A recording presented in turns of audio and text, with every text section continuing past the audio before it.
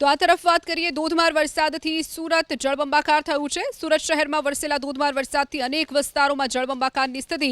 બસ્તાન વિસ્તારમાં રોડ પર 500 મીટર સુધી ઘૂંટણસમાં પાણી ભરાઈ ગયા છે। આખો રસ્તો વરસાદી પાણીમાં ગરકાવ થતા વાહન ચાલકો અટવાયા હતા। રસ્તા પર વરસાદી પાણી ભરાતા ભારે ટ્રાફિક જામના પણ દ્રશ્યો સર્જાયા છે। રોડ પર પાણી ભરાતા અનેક વાહનો બંધ પડી ગયા તો બેસ્તાન બાટલી બોય નજીક તો જળબંબાકારની સ્થિતિ જોવા મળી। એક તરફનો આખો રસ્તો જ પાણીમાં ગરકાવ થયેલો જોવા મળ્યો। પાણી ભરાતા એક તરફનો રસ્તો વાહન વ્યવહાર માટે સંપૂર્ણપણે ખોરવાયો છે। વહેલી સવારથી વરસેલા વરસાદથી ઉધના રેલવે સ્ટેશન નજીકનું જે ગરનાળું છે તે પણ આખે આખું પાણીમાં ગરકાવ થયું છે।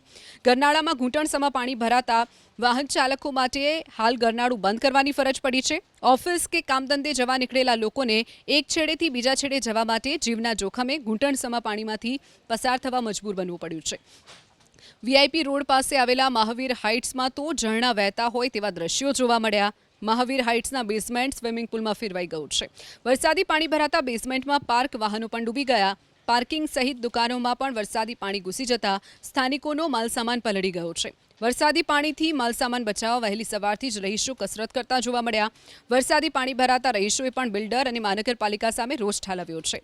પાણીના કાયમી યોગ્ય નિકાલની વ્યવસ્થા કરવા રહીશોએ માંગ કરી। વહેલી સવારે વરસેલા વરસાદથી પાંડેસરા બેદવાડ ખાડી બે કાંઠે વહેતી થઈ છે।